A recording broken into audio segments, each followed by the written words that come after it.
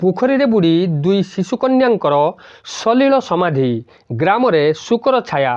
सूचना अनुजाई बालेश्वर जिला बस्ता थाना पणिसापड़ा ग्रामर दिलीप कुमार दास एवं मानस नंदक दुई जण झील उभयंकर बयस 5 वर्ष खेलुथिला बेले परिवार लोकंक अजाणतरे पाखरे थिबा पोखरी को चली जाई पानी रे बुड़ी जाइथिले।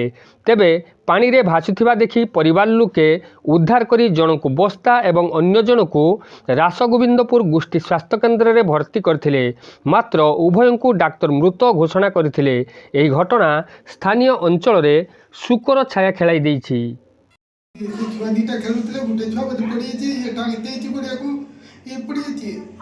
बयस केते ये छोटा बस 5 वर्ष आरो छोटा आरो छोटा केते सही 5 वर्ष सही ए ना से टिके बड़ सही 4 वर्ष पोखरी पाखरे खेलुथिले। आज्ञा